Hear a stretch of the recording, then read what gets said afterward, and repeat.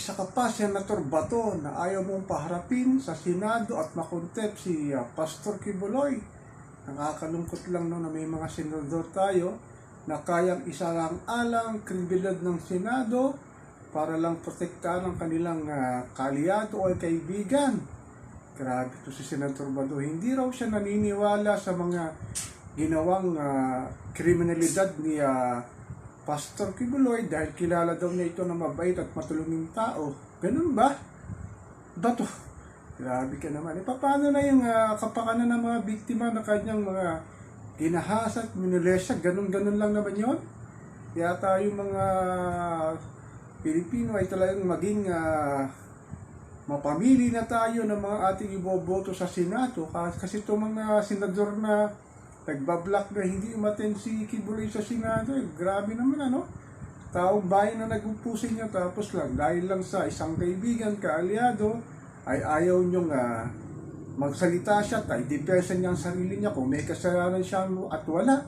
Hindi yung sinasabi niyo, naka-file na yung kaso sa Department of Justice, ayaw na siyang paharapin na in aid of legislation doon, in aid of legislation. Ito nga sana ang pagkakataon na humarap si Kibuloy para ipagtanggol niya ang sarili niya at pabulaanan ng mga inaakusa sa kanya ng mga complainant. Pero sasabihin nyo na isa siyang marangal na tao at isa siyang son of God.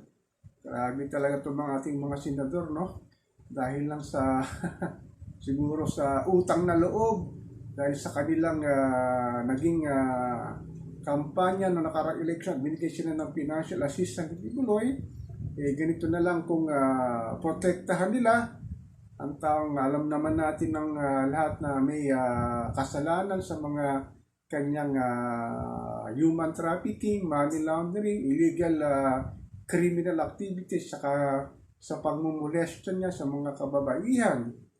Sana naman tayong mga boboto na naman sa susunod na midterm election, pumili na tayo na karapat-dapat na mga politiko, lalo na sa Senado, hindi yung proteksyon ng kanilang mga kaibigan, mga kaalyado, ang kanilang ikinikonsidera at nasisirang credibility ng Senado dahil sa ganitong mga taong, ewan ko ba, halatang halata naman na pinoprotektahan nila ang isang taong katulad ni Pastor Kibuloy na alam naman nating lahat na guilty talaga dahil humarap sa Senado At saka maglalabas ba naman ng US Department of Justice ng warrant of arrest sa kanya kung di talaga alam nila na guilty ito.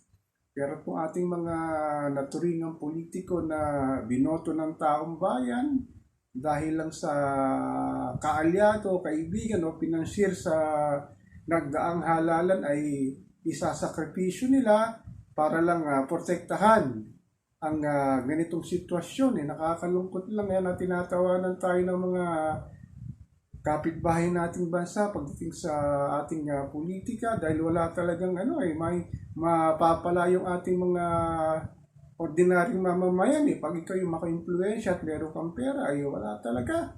Kaya sana naman, Pastor, humarap ka talaga sa Senado at ipagtanggol mo yung sarili mo at i-deny mo lahat ng mga akusasyon sa'yo para kahit paano naman luminis ang pangalan mo.